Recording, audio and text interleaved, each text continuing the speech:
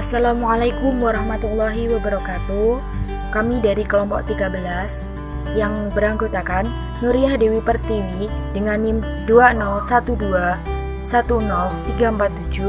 Puji Lestari 201210353, Putri Najwa Nurfaita 201210357 akan mempresentasikan hasil diskusi dari kelompok kami dengan judul Terjemah Al-Quran. Pengertian terjemah Al-Quran. Secara bahasa, terjemahan bermakna penjelasan atau keterangan. Sedangkan secara istilah, terjemahan bermakna perkataan atau kalimat dengan menggunakan bahasa lain. Terjemah pada dasarnya adalah menyalin atau mengalihkan bahasa pembicaraan dari satu bahasa ke bahasa yang lain dengan maksud inti pembicaraan bahasa asal yang diterjemahkan bisa dipahami oleh orang-orang yang tidak mampu memahami langsung dari bahasa asal. Orang yang menerjemahkan disebut penerjemah, juru terjemah, atau juru bahasa. Dan dalam bahasa Arab disebut dengan murtajim, tarjuman, atau turjuman. Tujuan terjemah Al-Quran. Tujuan penerjemahan Al-Quran diantaranya adalah sebagai berikut. Yang pertama yaitu mengetahui makna dan isi dari kandungan dalam Al-Quran. Yang kedua, membantu menghafalkan Al-Quran dan sudah diakui oleh para penghafal Al-Quran dengan memahami arti ayat yang akan dihafalkan. Yang ketiga yaitu mempelajari bahasa Arab terutama dalam menambah kosakata yang bersumber dari Al-Quran. Yang selanjutnya yaitu menanggulangi munculnya berbagai macam tulisan. Dan yang terakhir membantu dalam menyampaikan ceramah. Yang selanjutnya akan dilanjutkan oleh Mbak Puji Lestari. Kepadanya dipersilahkan. Sejarah terjemah Al-Quran. Penerjemahan Al-Quran sudah berlangsung sejak tahun 1143 Masehi, tetapi hasil terjemahan tersebut baru diterbitkan pada tahun 1543 Masehi di Basel dalam bahasa Italia, Jerman, dan Belanda. Pada tahun 1876 terbit terjemahan Al-Quran oleh E.H. Palmer dalam bahasa Inggris. Pada tahun 1947, Regis Bachelor menerjemahkan Al-Quran ke dalam bahasa Perancis. Pada pertengahan abad ke-17 Masehi, penerjemahan Al-Quran ke dalam bahasa Melayu telah dilakukan oleh Abdul Rauf Mansuri. Beliau menuntut ilmu di Arab Saudi sejak 1640 dan kembali ke tanah air pada tahun 1661. Kemudian beliau menerjemahkan Al-Quran ke dalam bahasa Melayu dan tafsir Tarjuman Al-Mustafid.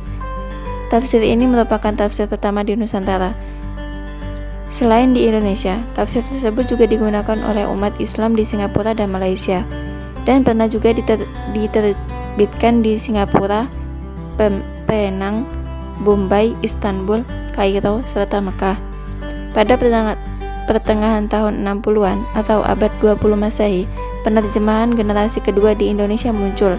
Sejumlah karya-karya terjemahan Al-Quran lengkap dengan tafsirnya dibuat. Munculnya terjemahan dan tafsir lengkap menandai lahirnya generasi ketiga pada tahun 70-an. Tafsir generasi ini biasanya memberi pengantar metodologis serta indeks yang lebih memperluas wacana masing-masing.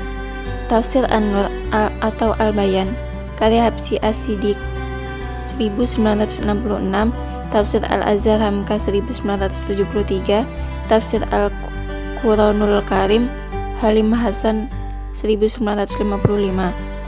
Meskipun terjemahan Al-Quran berbahasa Indonesia masih sedikit, namun pemerintah Republik Indonesia menaruh perhatian besar terhadap terjemahan Al-Quran ini.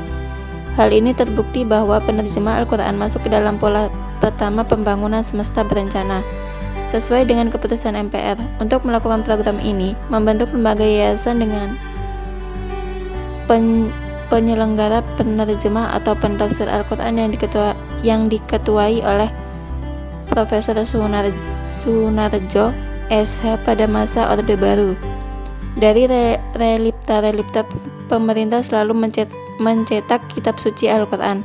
Pada relipta 5 1984 sampai 1989. Misalnya telah dicetak 3.729.250 buah Al-Quran. Terdiri dari mushaf Al-Quran, juz amma, Al-Quran dan terjemahannya, serta Al-Quran dan tafsirnya.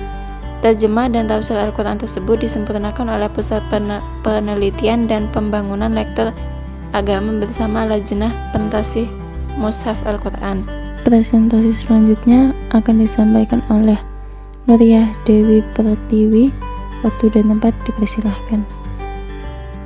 Syarat-syarat penerjemah Al-Quran. Seorang penerjemah Al-Quran harus memenuhi syarat-syarat seperti berikut.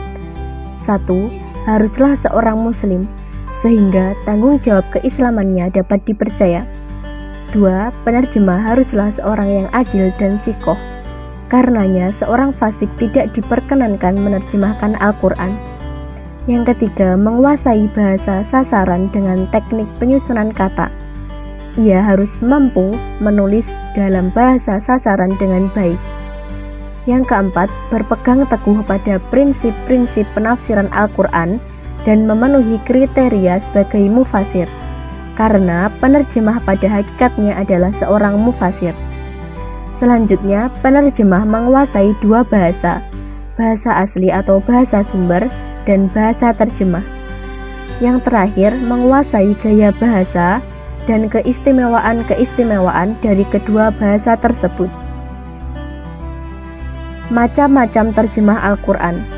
Macam-macam terjemah Al-Quran antara lain: 1. Terjemah harfiah, merupakan terjemah yang kata per katanya sangat terikat dengan kosakata yang ada dalam bahasa pertama atau asli, sehingga seakan-akan hanya menggantikan makna kata-kata itu pada tempatnya masing-masing secara sama.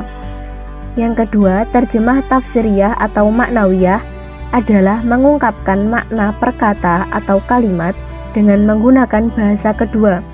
Kata per katanya tidak terikat dengan kosakata yang ada pada bahasa pertama atau asli, baik pada tempat maupun urutannya. Sekian presentasi dari kelompok kami. Apabila ada kurang lebihnya mohon maaf. Akhiran, wassalamualaikum warahmatullahi wabarakatuh.